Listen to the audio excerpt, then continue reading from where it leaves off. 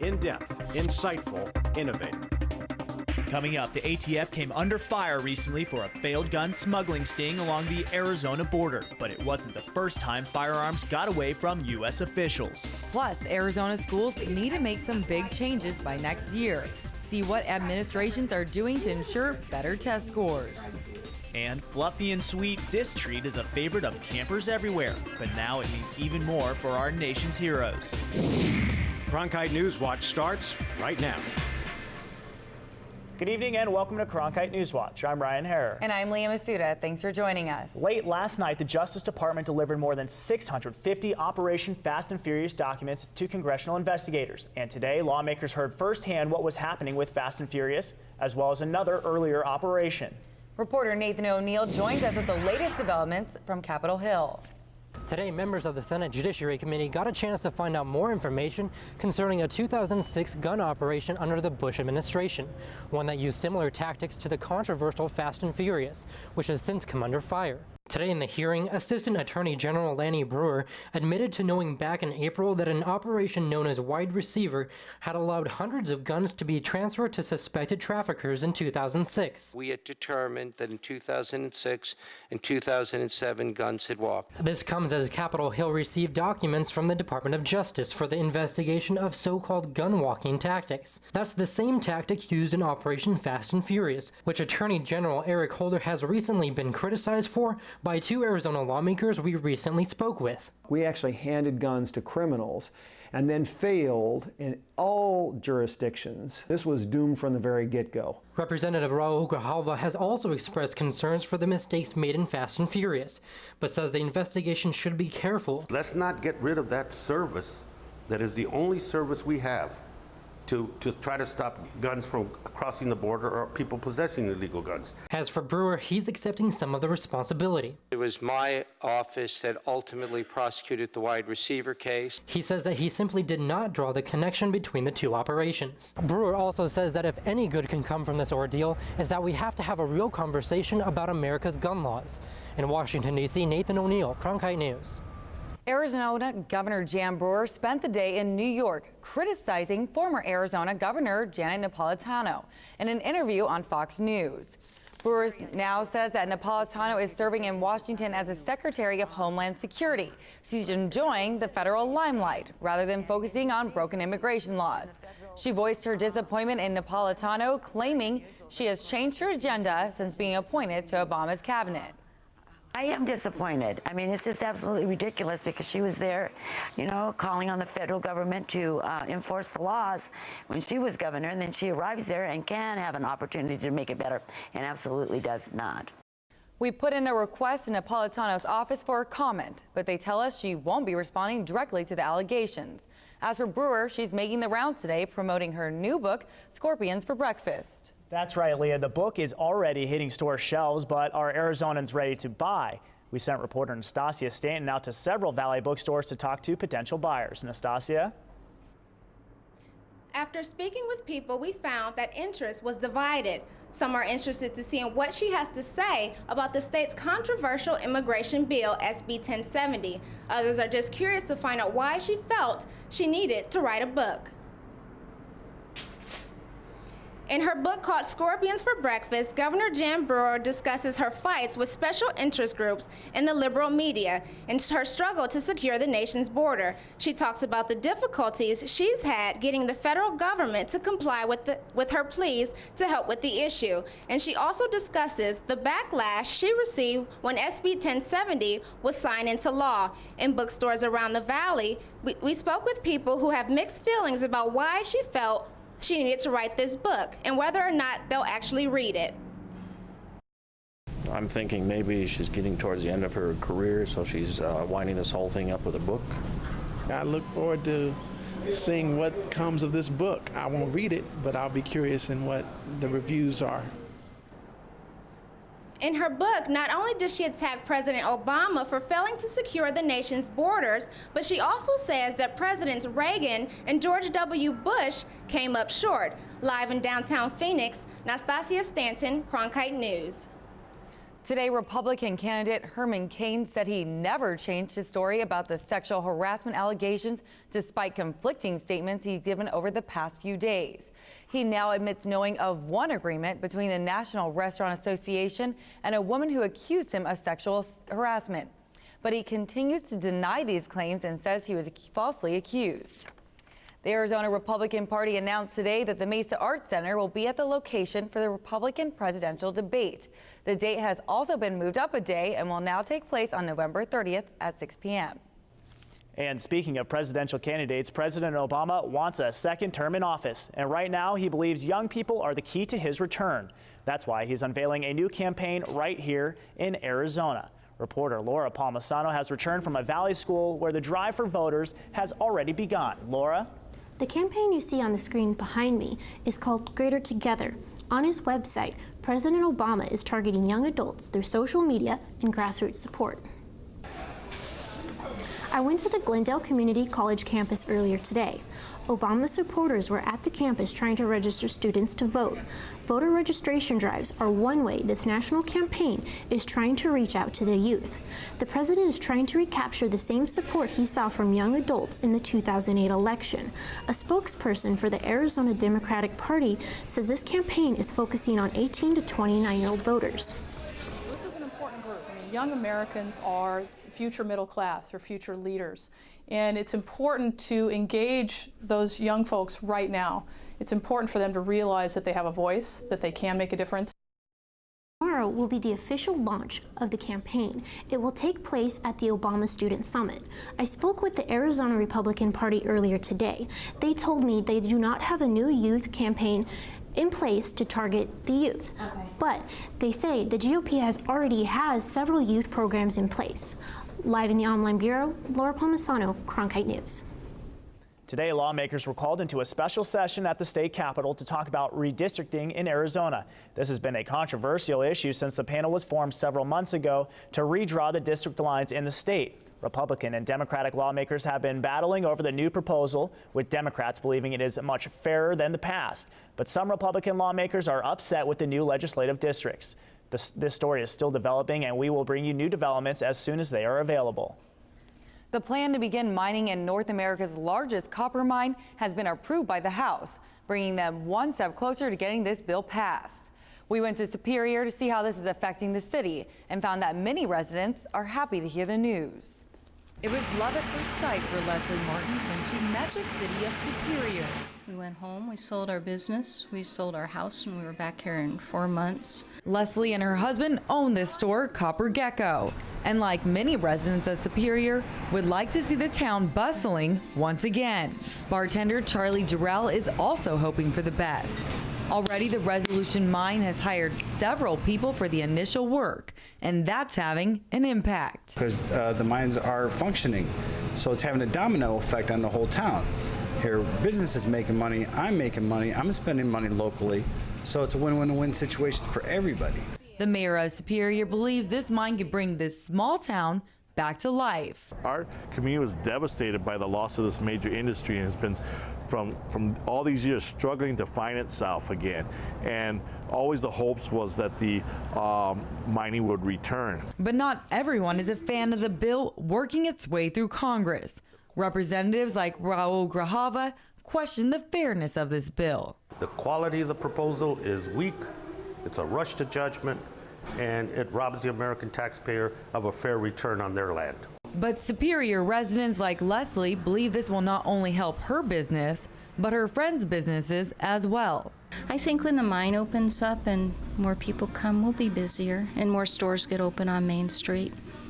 GOP lawmakers and business groups say that the project will pump billions of dollars into the Arizona economy and create nearly 4,000 mining-related jobs. The bill is yet to be scheduled for Senate approval, after which it will find its way to the president's desk, whose administration opposes the land swap. This afternoon, the County Sheriff's Office announced they have seized a multi-million-dollar stash of heroin, as well as arrested a suspect allegedly connected to a major drug sting. This is the second time Francisco Morales has been arrested in the past 3 weeks. He was arrested 3 weeks ago as part of Operation Pipeline Express, which we told you about yesterday. It's a drug operation connected with the Sinaloa cartel. But authorities apparently believe Morales wasn't a main target and he was released back into Mexico. But Sheriff Paul Babiou says there's no chance the suspect will be let go again. The last thing we're going to do is to have him prosecuted federally, and who knows where he's going to end up. This is where he needs to face justice for the crimes he's committed in my county against my deputies and against our citizens here. Operation Pipeline Express was a 17-month operation that resulted in the arrest of 76 people and the seizure of more than 30 tons of marijuana. Coming up on NewsWatch. New revisions to a state law have Arizona school districts preparing for what they're calling a big change. From crime scene evidence to wedding dresses, One Valley store has some unusual items for sale. We'll show you where. A tradition of excellence, integrity, and innovation. The second I came in, I fell in love with the program. The Cronkite School propels students into the new era of journalism. Students are learning. Digital, entrepreneurial, and collaborative labs encourage students to shape the future of the industry, and the industry is watching. We have come here to meet with students at the Walter Cronkite School of Journalism. The Cronkite School, the journalism school for the digital age. Worlds apart from other stations, close to home. As virtually the last locally owned media outlet in Arizona, 8 delivers local views Arizona Desert Daily and world news. 8 delivers, thanks to your support. Because you want local news to be more. 8 delivers Horizon. Weeknights at 7 on 8HD. Bank of America announced today that it will not move forward with plans to charge a $5 debit card fee. This comes after other major banks, including Chase and Wells Fargo, said last week that they were canceling their tests of similar fees. The Arizona Department of Education passed an amendment to SB's 1040, changing the way teachers are evaluated. Reporter Emily Tim joins us now to tell us how Arizona school districts have started preparing. Revisions to SB 1040 require schools statewide to come up with a new teacher and principal evaluation system by next fall. Each district has to do it separately, and each district is doing it a little bit differently. Whether they're clapping or listening, these 5th graders will have a much bigger impact on their teacher's evaluation next fall. And it doesn't stop here at Conley Elementary. All Arizona schools have to make a change. That includes 33 to 50% of the evaluation is based on student achievement. Each district is working to implement new revisions to SB 1040. Some, like Chandler Unified, are moving faster than others. Although Chandler's proposed plan will cost them over $160,000, Locke says the students' benefit is much greater. Okay, 5th graders, what we're going to do in just a moment. In fact, they all agree there's really only one beneficiary in the classroom. Students. Students will. Or students. Most teachers and administrators don't know the details yet, but those with an inside tip have mixed feelings. There's some apprehension, but I think as it evolves, our teachers and our administrators are understanding this is not a gotcha thing. The law doesn't dictate a relationship between teacher pay and student participation grade, so each system handles compensation differently too. We have deliberately not made any connection whatsoever around pay in this process. Because each district gets to try their own system, they're hoping the state will combine the most successful ones in a few years. District by district, the rules may not be the same, but statewide they share one goal: to sharpen student learning. The Department of Education hopes that by putting more emphasis on student achievement, the state averages will increase. Right now, student attendance is just at about 94%, graduation is about 76%, and the dropout rate for the state is just under 3%. From the Capitol, Emily Tim, Cronkite News. Have you ever wondered what happens to the evidence left behind at a crime scene? We sent reporter Stephanie Fernandez to find out. Stephanie, where does it go? Ryan, unclaimed police evidence in Mesa is sent to a surplus store, which means some shoppers may come home with items that have an interesting past. TVs, computers, and gold jewelry. These items may have come from a Mesa crime scene. They're either city surplus or they are unclaimed police evidence. The items you may find could be intriguing. And just when you think you've found it all, you can even buy a wedding dress. The unique items and the savings are not looking to stop anytime soon. Hey, business owners, you may want to listen up. Wonderful. I've saved tons of money. Jeff Neal says his technique is to visit the store, find the items he's most interested in, and simply compare and contrast. Research on eBay or just the internet in general, see how they compare. And normally they compare very, very well. They may only be open 2 days a week for a 4-hour period, but Kevin Christopher with the City of Mesa says it could be worth the savings you may come across, but keep one thing in mind. All sales are final though, so if you make a transaction, there are no refunds. All the revenue from the surplus store goes right back to the City of Mesa's general funds. Live in downtown Phoenix, Stephanie Fernandez, Cronkite News. Coming up on NewsWatch. Halloween might be over, but we'll show you how one Valley organization is using a certain sweet treat to connect with soldiers overseas. We're kicking off November Phoenix style with nearly 90-degree temperatures, but a drastic cool down could be in our near future. I'll have your full forecast after the break.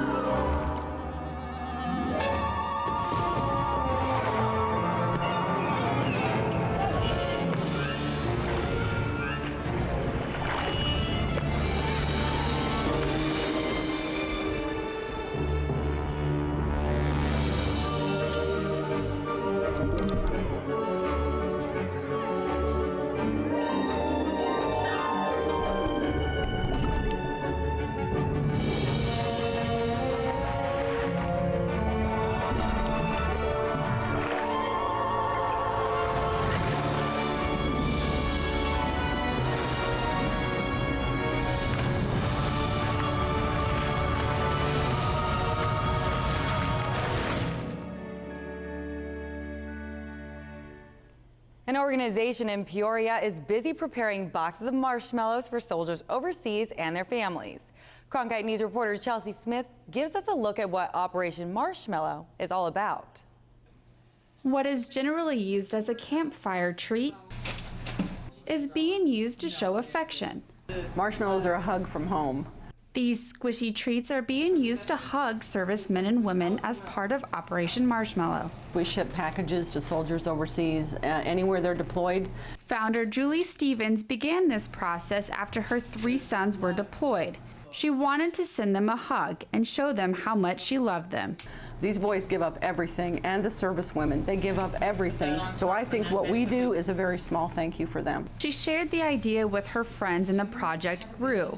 They now send out hundreds of boxes of hugs to soldiers and their families. Cinda Gearhauser is one of the volunteers who prepares these packages. She recruited her 11-year-old granddaughter and helped her ship her first box, which developed into a friendship with someone overseas. My granddaughter has had a special relationship with the colonel. The colonel has wrote her every month. Now the colonel is back in the States. I know someday he's going to meet her. He's going to come to her door and knock on her door, and this is so special to her. Julie and the rest of her volunteers hope that they can continue to put a smile on the soldiers' faces. Very proud of our soldiers, and I wish there's more that I could do, but I thank them whenever I see them. Something kind for someone else. This is going to help us all. So whether it's through a real hug or a marshmallow, this operation will continue to give thanks to those fighting for our country. In Peoria, Chelsea Smith, Cronkite News. The company has expanded to 12 states and hopes to open a veterans home in the future. If the scariest part of your Halloween was how much candy your kids brought home, Southwest Ambulance will take some off your hands for a good cause. The company is collecting candy for Operation Gratitude to put in military care packages. We learned about this organization, Operation Gratitude, and that they do this collection. So we figured, why not take our ambulance out, show it to the public, invite them to participate. You can drop off candy until 5 today at the company's headquarters on Baseline Road in Mesa. If you can't make it or live in the West Valley, Southwest Ambulance is collecting candy on Thursday at its Glendale facility. Besides candy, the troops appreciate letters too.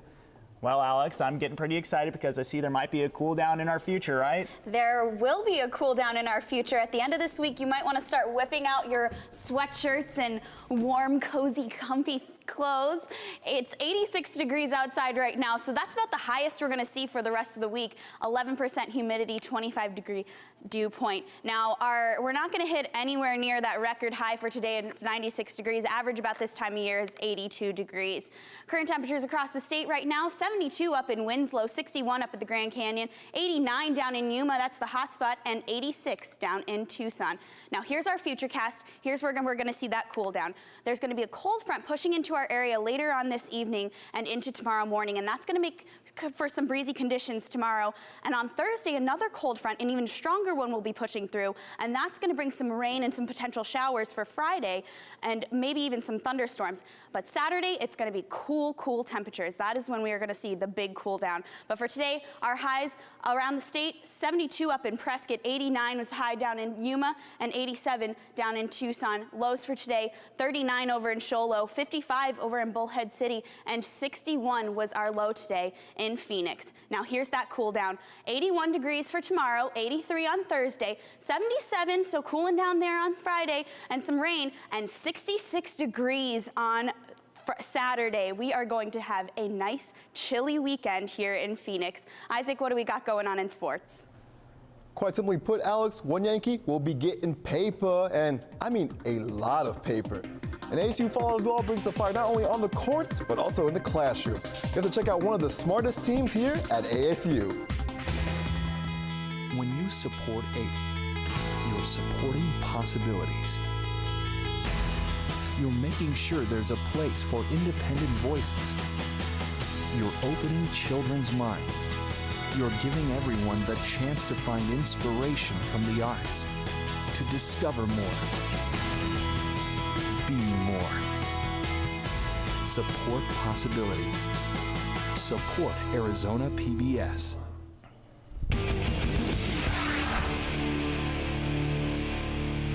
Cash money millionaire CC Sabathia just hit the jackpot. Get this, yesterday the Yankees signed the ace to a 5-year, $122 million contract. This also includes an option in 2017 worth $25 million. After the contract extension, CC immediately tweeted to the world that, quote, Yankee fans, I'll be fighting for number 28 next year, end quote. That's right, folks, he's talking about bringing a championship back to the Bronx. His new contract now makes him the highest paid Yankee on the roster. Now, the D-backs may not have Yankee money, but that hasn't stopped them from making some moves of their own. D-backs general manager Kevin Towers has already started the process. And here's a quick look at some of the moves that occurred yesterday. The D-backs exercised options on catcher Henry Blanco and infielder ASU alum Willie Bloomquist. But however, according to MLB.com, Bloomquist has declined his side of the mutual option in hopes of working out a longer deal. The following players have decided to give free agency a try, though. A few names that stand out on this list are Xavier Nady and Lyle Overbay. Good luck, guys. As the Cardinals look to find a way to win yet another game, they might have to do so without the help of Kevin Cobb. The Cards quarterback has a case of turf toe. As of now, his status is still day-to-day, and if he can't go Sunday, the Cardinals will have to look to either John Skelton or Rich Bartell. The Cards take on the Rams at home. Trick or treat! Chiefs and Chargers played a scary good game last night. Matt Kessel throws a bomb to Jonathan Baldwin. We might be in the twilight zone right now because the Chiefs are actually up 10-0. In OT, Ryan Saccott with a chance to win it, and he delivers a treat all the Chief fans can enjoy. A victory. Final score, 23-20. Kevin Durant was caught balling last night, but not on the court. The Oklahoma City superstar participated in an intramural flag football game at Oklahoma State. And who knows, with Cobb injured, maybe the Cardinals might be willing to take a chance on Durant.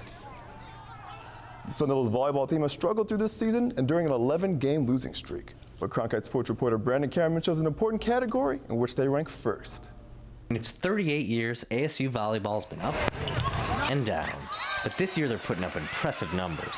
And we're not talking about digs, kills, or blocks. Their team GPA at the end of the spring semester was a 3.52. Tops among all sports at ASU. We always have this competition going because we'll hear the different GPAs from the different teams, and we always are pushing to be the top. We're really hardworking, and we also push each other to not only have success on the court, but off the court. But who's the real Einstein here? Sophie. Sophie. A unanimous response, and pretty hard to argue. On the court, Sophie excels as an outside hitter. With this conference, all academics sports an impressive 4.15 GPA. Her major, microbiology. She's always up here studying. She's an incredible student. But with such an intense schedule, the pressure can hit the Canadian native hard. I have marked moments where I kind of go into panic mode. Sophie got an A- in one of her classes last spring, and I almost had to talk her off the ledge. It's part of the competitive spirit that motivates all of Sophie Schlagenwhite's teammates to perform so highly in the classroom. While volleyball is an important part of their lives, it's not going to be in their lives forever, and so school is. And in school, Sophie and her teammates rise above the competition. For Cronkite Sports, I'm Brandon Cameron. Sophie is currently rehabbing a shoulder injury, but expects to be back on the court soon. You know, guys, it's so important to be a perfect student athlete, not just doing it big on the court, but also in the classroom, right, Leah? Yeah, I mean, it's pretty amazing that they can keep their GPAs that high and still be practicing all the time. I'm pretty excited about one thing, the cool down. When is that cool down coming? Is it Wednesday, Thursday? Wednesday, we'll start seeing the cool down. The cold front's going to push in by Thursday, Friday, so we might see some rain here. So you might want to whip out those umbrellas. But Saturday is when the big cool down is coming. Look at that, 66 degrees on Saturday. Can you even imagine that? I don't even remember what 66 degrees feels like anymore. I don't either. I thought I was just cold being 70 degrees. I know, and a 44-degree low on Friday. I mean, that's chilly. That'll be a night to leave the windows open. That's for sure. Turn off that air conditioning. And have a good night. Thanks, Alex. That's it for NewsWatch tonight. Thanks for joining us. Good night.